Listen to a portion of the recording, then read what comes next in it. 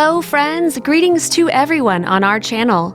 The story I am going to tell you today comes from Cuba, but could have happened anywhere in the world. We are told that children are often ungrateful and parents are generous. Well, watch till the end, it will be interesting.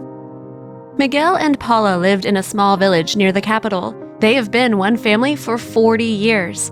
The man had been employed for many years in plowing and fieldwork at the local agricultural holding. Large harvests of beans and corn were grown here.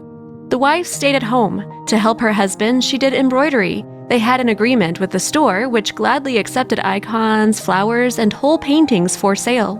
The family lived well by local standards and slowly saved up money. From their youth, they wanted to have a large family with 2 or 3 children, but unfortunately, after the first child, the doctors gave Paula a disappointing diagnosis.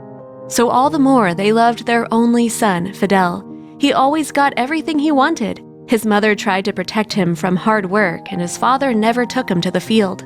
Over the years, the health of the elderly parents began to deteriorate. The wife often had pain in her knees. To be with her more often, Miguel quit his job. For his many years of honest hard work, the owner of the farm gave the elderly man a plot where he could grow whatever he wanted. Miguel was very happy. He had 2 bulls on his farm so he could plow the field and plant. Having sold agricultural products, he used part of that money for medicines and food and saved the other half. They understood that their son would not help them. He never appeared on the field. He said he had found a job as a dispatcher at a sales company. He left home early and came home late. He complained that he was tired.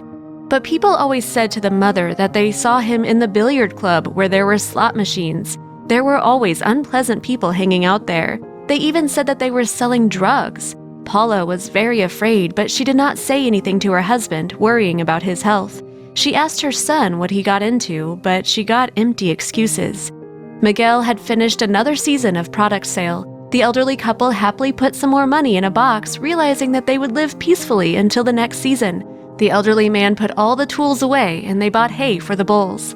At this time, on the way to the billiard club, Fidel was met by creditors. They took him out of the village and brought him to a steep cliff. After that, they gave him the right to choose to fall from this height accidentally or bring them the money tomorrow. Fidel frighteningly said that he would bring everything tomorrow at this same time. At home, he took the key to the box from the kitchen. He opened the box, scooped up all the money that his parents had saved up over many years of hard work, and put it in his backpack. Then he closed the box and put the key back in its place. When it got dark, he quietly left the house. The bandits counted the money, but said it was still a little lacking.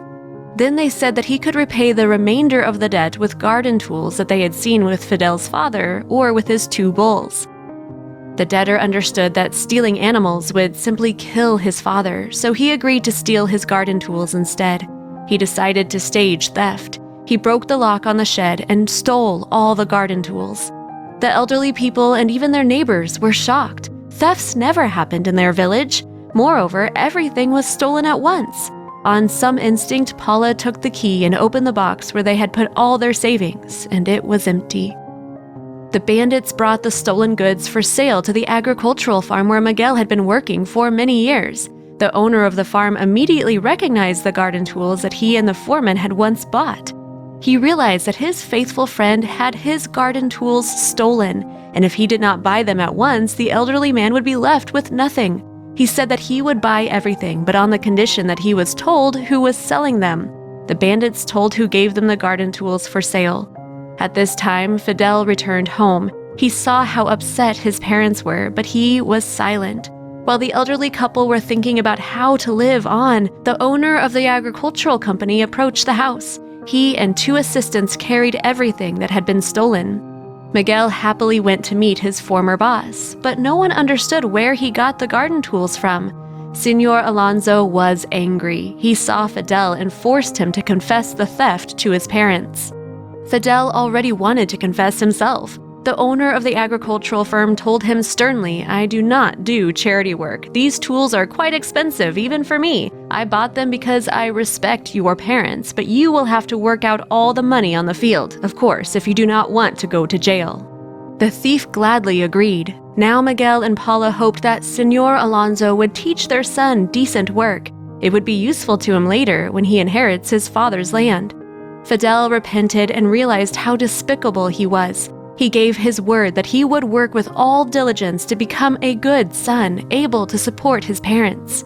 The elderly people hoped very much that their son would change. There were no more secrets between them. This terrible page of their life was turned over, and everyone was happy that new times had come. You need to be able to forgive your loved ones. The main thing is that they sincerely repent and decide to live with dignity, and reproaching for someone's past mistakes can only push them to commit new ones. That is all, friends. Share this story, click like, and write comments. See you later.